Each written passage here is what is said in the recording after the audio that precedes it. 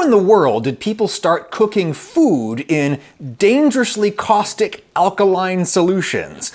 Olives soaked in lye, fish soaked in lye, eggs soaked in lye, bread soaked in lye. Why did people first start doing this? I mean, acids can burn your skin off too in sufficient strength and concentration, but it's easy to understand how they ended up in food. We like how they taste. We like the taste of sour things within reason, and there's probably a lot of reasons for that, but one is certainly that we need vitamin C, ascorbic acid. If we don't get it, then we get scurvy and we die, and so we evolved to like the taste of sour fruits, for example. That makes sense. But on the other side of the pH scale, bases usually taste bitter, and scientists think we evolved our bitter taste sensation chiefly as a warning.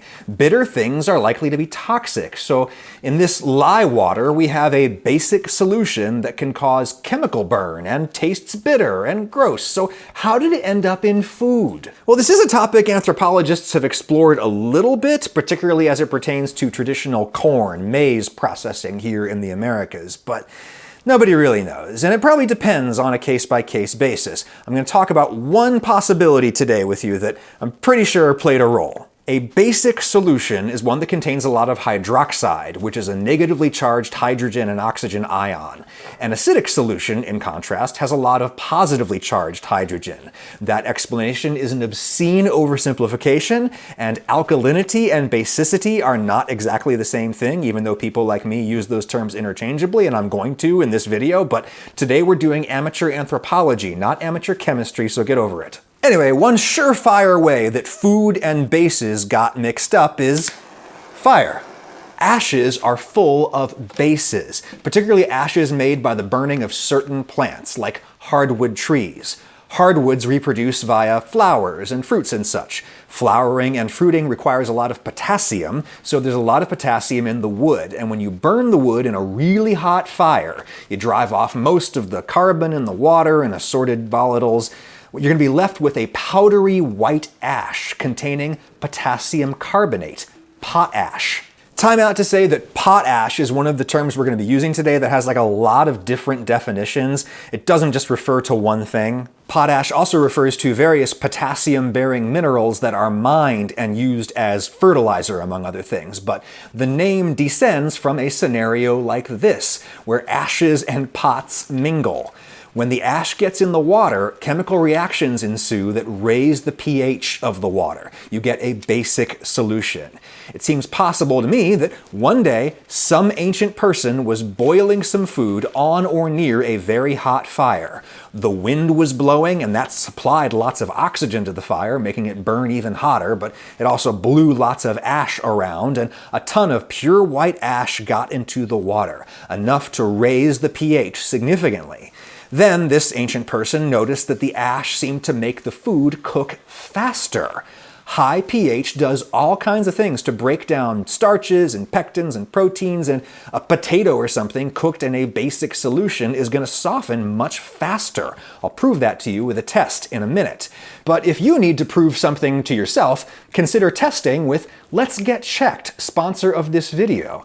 Let's Get Checked is a way for you to do all kinds of important health tests at home, by yourself, without having to talk to anyone about it or get a permission slip from the horrible health insurance system we have here in the US. I've been monitoring my testosterone and other male hormones regularly for a couple of years now because I'm 40 and my T has been dropping really fast. I've instituted some lifestyle changes that have correlated with a slight improvement in the situation, but I am starting to talk to my doctor about hormone replacement therapy. I'm not ready to be old and weak yet.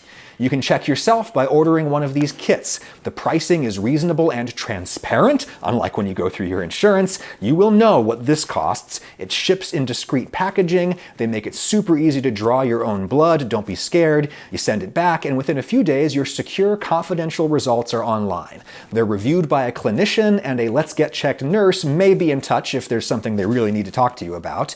Go to trylgc.com/Ragusia. Use my code ADAM25 and you'll save 25%. Link and code in the description. Save 25% on your test. Thank you, Let's Get Checked. Anyway, ashes. The fire is done and cooled. I will sift the remaining charcoal out of the white ashes, and then I will dump the white ashes into the nearest clear glass container, just so that you can see what's happening in there. The urn shape is unfortunate. I swear this isn't grandma, kids. Anyway, I'll pour in some soft water. People historically would have used rainwater, which is generally pretty soft. My tap water here is hard water, meaning it's got lots of dissolved minerals and such, and so stir in the bottled soft water. And as those alkaline salts dissolve out of the ashes, all of the solids and the insolubles and such, they're just gonna fall to the bottom. That's probably mostly calcium compounds and carbon at the bottom. Now I can just pour my lye water off the top. Lye is another one of these words that means a few different things. Nowadays, it generally refers to sodium hydroxide, which is a different thing. Although actually you probably would get a little sodium hydroxide out of wood ashes. But historically, lye just means kind of any basic solution, any alkaline solution. And actually, the word lye is an old Germanic word that just means bath. I wonder if maybe it came to be called that because lye water feels warm on your skin. I mean, that's a light lye solution will feel warm on your skin. A really intense one will sear your skin right off. But it also might just be that lots of natural hot springs that people used to bathe in are naturally basic. Regardless, historically, lye has referred to all kinds of basic solutions, or the crystals you can precipitate out of these solutions by boiling all the water off. This is probably mostly potassium hydroxide lye that I'm filtering off, that I made with the wood ashes. It happens when potassium carbonate from wood ash gets wet. If we boiled all the water out, we'd have caustic pot ash.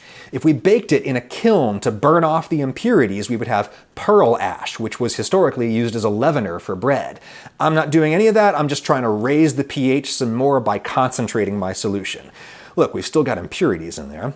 pH is a little over 10, which isn't super high. That's not like yoga pants in winter basic, that's just like pea coat in winter basic. You need a lot of ash to make really powerful lye water. But this is strong enough to prove my point. I'm gonna boil a little potato slice in some of this weak lye water for 5 minutes. And this slice I'm gonna boil in the same exact level of normal water. Normal water potato slice is on the right. This potato is kind of brown because bases lower the temperature at which the Maillard reaction occurs. That's why we soak pretzels in lye. It allows them to brown thoroughly on the outside without overcooking the inside. Anyway, that's part of why this potato is a little brown. And check how easily I can tear it apart. This slice we cooked just as long in plain water, and I can't even begin to tear it apart. Ashy water cooks things faster, and I think ancient people would have noticed that and taken advantage of it.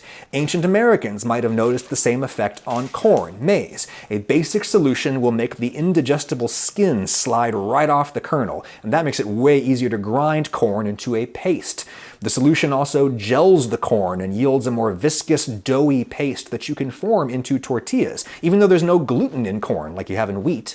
The alkaline treatment also deactivates these mycotoxins that are produced by common molds found on corn, and it also makes the niacin in corn bioavailable, an essential nutrient, a B vitamin. If you don't eat it, you get pellagra. So societies or villages or communities that did this alkaline treatment on their corn, well, they would have outlasted the other ones. Nixtamalization, this process is called, and wood ash may have played a role in the historical development of the process, but that's not the whole story, because you can also make a basic solution with rocks and other minerals that you can just pick up off the ground. How people figured that out is another story that we're going to tell another day.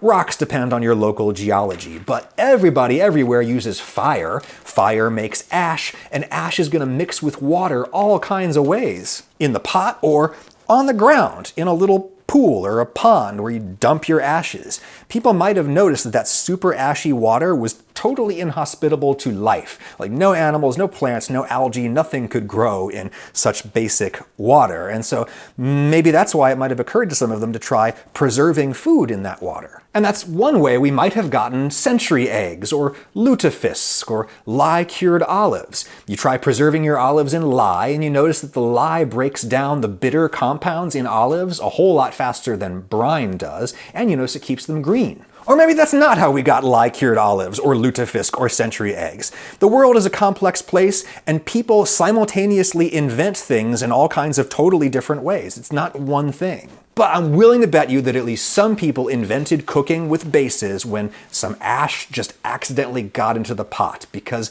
that's a thing that was simply going to happen.